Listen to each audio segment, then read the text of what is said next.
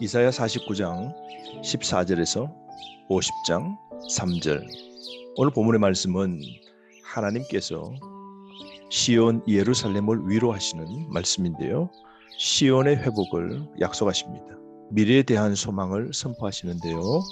바벨론 포로인 상황에서 하나님의 구원과 회복의 메시지를 이스라엘 백성들은 받아들이기 힘들었을 겁니다. 왜냐하면 긴 포로의 생활을 하는 동안 하나님께서 자신들을 구원해 주신다는 이 약속이 믿겨지지 않았던 것이죠.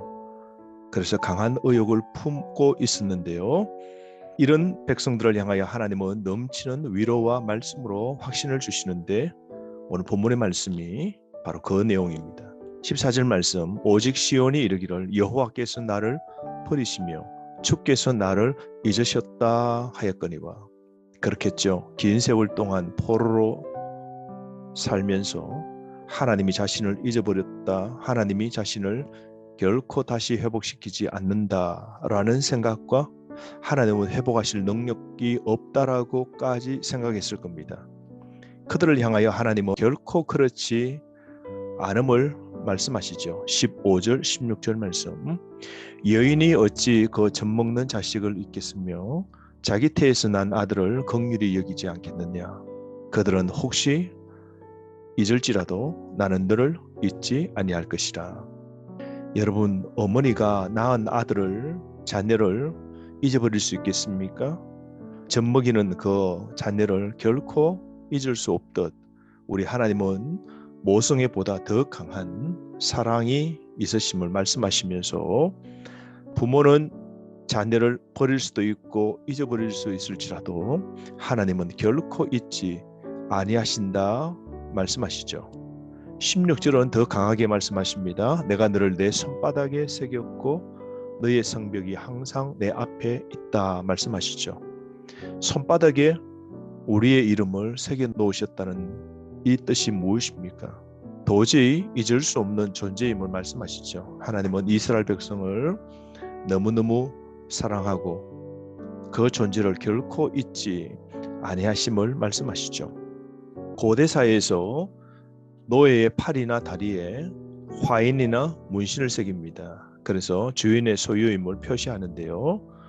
오늘 이 말씀에 보면 손바닥에 문양을 새긴다라는 말씀인데요. 가장 잘 보이는 부분이 손바닥이죠. 이 말은 결코 잊을 수 없는 존재임을 강조합니다. 하나님은 이스라엘 백성들을 결코 잊을 수 없음을 말씀하시죠. 신약시대에 예수님께서 굵은 대못으로 우리의 이름을 피를 흘리시면서 손바닥에 새기셨지 않습니까? 그러므로 우리의 구원은 영원토록 불변합니다.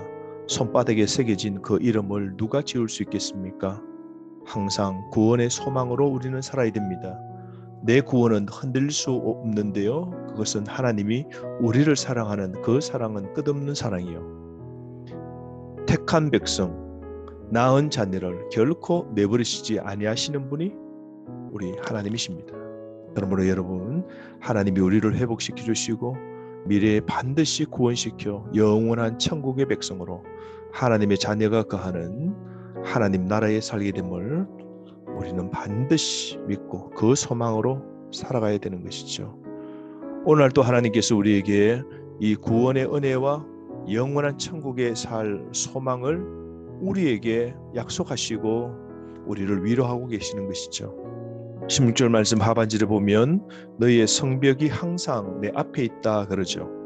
성벽이 무엇일까요? 삶의 보호벽 아닙니까? 하나님께서는 우리 삶의 모든 울타리를 쳐주시고 우리를 악으로부터도 지켜주시는 분이 하나님이십니다. 예루살렘 성벽은 실은 무너졌죠. 바벨론이 쳐들어와서 돌 성벽을 넘어뜨렸습니다. 그러나 여러분, 하나님의 사랑의 성벽, 하나님의 보호는 결코 무너지지 아니하는 것이죠. 하나님께서 뿐만 아니라 내 자녀들이 다시 예루살렘 시온으로 돌아와서 가득 차게 백성들이 들어와 살게 됨을 약속하십니다.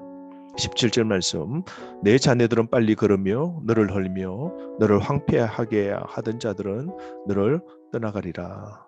속히 포로지에서 돌아와서 시온이 회복될 때 대적들은 놀라서 황급히 다 도망가 버리고 마는 것이죠.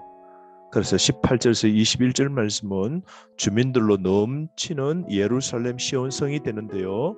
돌아온 백성들은 빛나는 보석과 같이 될 것이고 하나님 자신보다 더 큰 이가 없으므로 하나님께서는 자신을 두고 맹세하십니다. 그 맹세의 내용이 무엇입니까? 18절 하반절 내가 나의 삶으로 맹세하노니 내가 반드시 그 모든 무리를 장식처럼 몸에 차며 그것을 띠기를 신부처럼 할 것이라.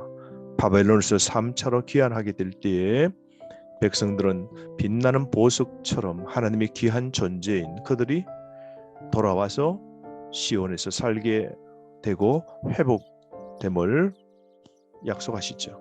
이 일은 반드시 이루어질 예언이죠.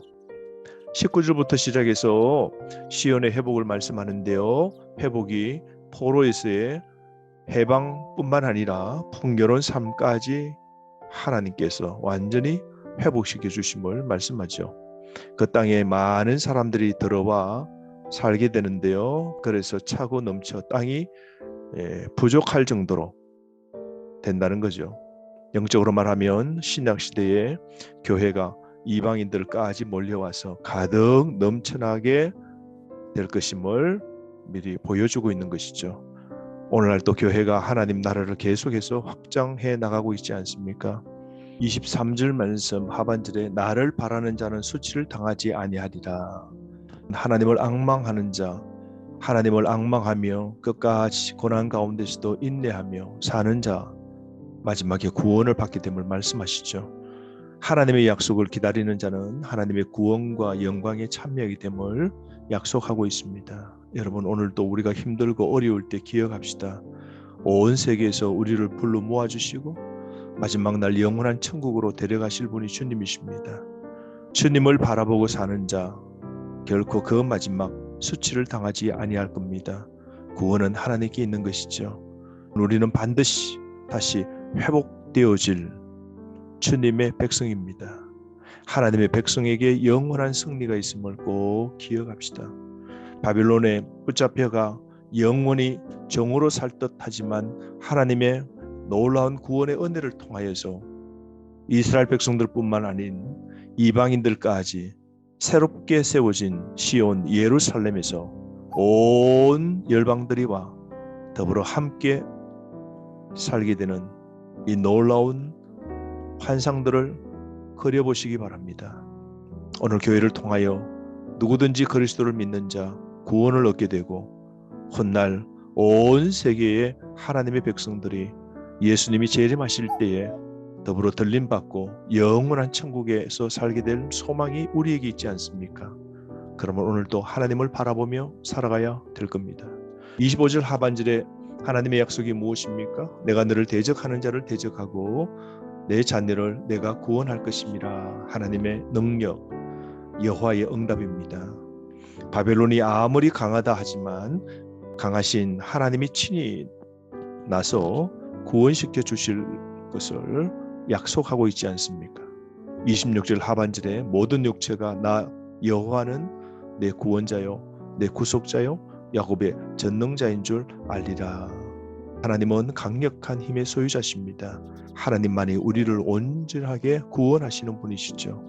그러므로 우리를 대적할 자 없습니다. 주님이 우리를 보호해 주시고 손바닥에 이름을 새기시고 마귀 사탄이 우리의 영혼을 빼앗아가지 못하도록 보호해 주시는 분, 내 구원자, 내 구속자, 야곱의 전능자 하나님이십니다.